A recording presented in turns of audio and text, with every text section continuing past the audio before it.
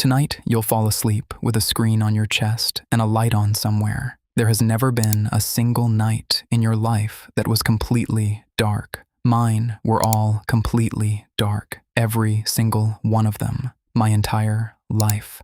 I'm Caro. I want to tell you what actually happened after the sun went down. Because here's the thing nobody tells you about the ancient world. The day was work. The night was when we became interesting. It's where the stories came from, all of them, every story you know.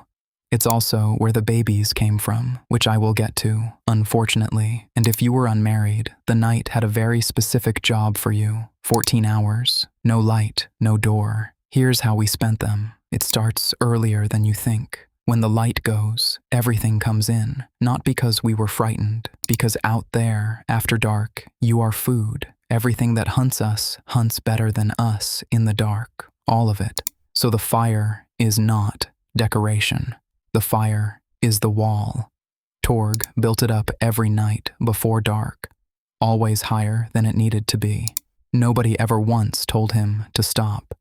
Mira decided who slept where. That sounds like a small job. It was not. Nearest the fire, the babies and the old. Nearest the open door, me. Ozu sat where he could watch the door and the sky at the same time. He said he was watching the weather. He was watching everything. I was in charge of absolutely nothing. So I talked, which, as it turns out, was the most important job at that fire. Here's the part modern people can't feel anymore. The night was long. In winter, 14 hours of dark. Nobody can sleep for 14 hours. So what do you do with the extra 6? You can't work, you can't leave, and you can hear everything. That's the part I always forget to mention. A camp at night is not quiet. It is the loudest place there is. Every animal within a mile is announcing itself, and you know all their voices. Something heavy moves in the trees, and 11 people stop breathing at once. I went out to look once. It was a deer. On that particular occasion, it was a deer. But somebody stays awake. Always. Every night for 200,000 years. Torg refused the first watch, said it was for people who couldn't sleep anyway. Then he took the first watch every night for 11 years. He wanted it noted. Now, the fire. This is where the night gets genuinely strange. Somebody studied this properly. Not us. People like us, a very long time later. They recorded what a camp talks about in daylight and what it talks about at night. In daylight, it's complaints. Who didn't work? Who took too much?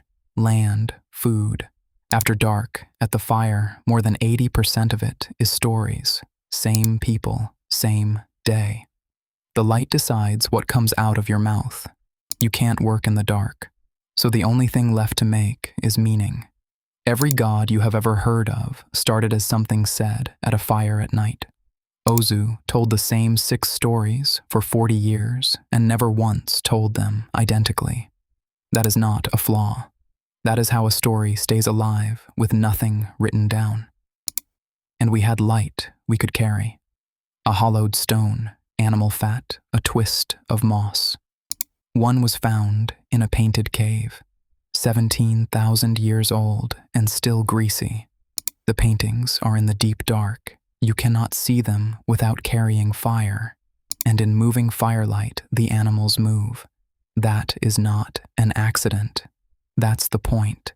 Then there was the moon, which was our calendar and our only streetlight. Full moon meant travel. Hunt late, cross the valley, visit people, stay up. That still happens to you. You sleep later and less in the nights before a full moon. Measured recently in places with no electricity and in cities. Nobody escapes it. And here is the one that annoys me. You think we slept more than you. We did not.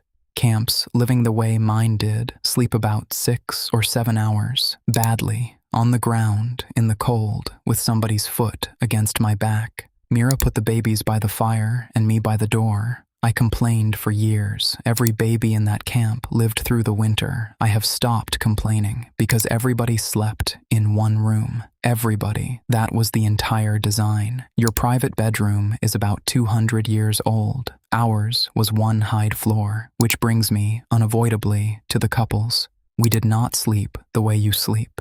Not in one long block. You go down when it is properly dark. That is the first sleep. Then, in the middle of the night, everybody simply wakes up. Not startled, just awake, for about an hour, and nobody finds it strange. It is written down all over the old world. First sleep and second sleep. Though camps that still live the way mine did don't all do it. So call it a habit. But if you had it, that hour was the best hour of the whole day. The fire is low. The children are asleep. Nobody is watching anybody. A doctor, writing centuries later, said plainly that this was when couples conceived. He added that it went better then because nobody was tired. His words, not mine. And if you were unmarried, that hour offered two options: take the watch or leave. I took the watch. Then I took the dark. Then Mira took the watch back off me. Then the fire drops, the cold arrives, and everybody goes back down. That is the second sleep. Shorter, deeper, full of dreams you actually remember. And we took those seriously. A dream was information. We would act on one. Ozu moved the entire camp once because of a dream. He was right, obviously. Then the light comes back and nobody has to wake anybody up. The night was never empty. It is where we became people.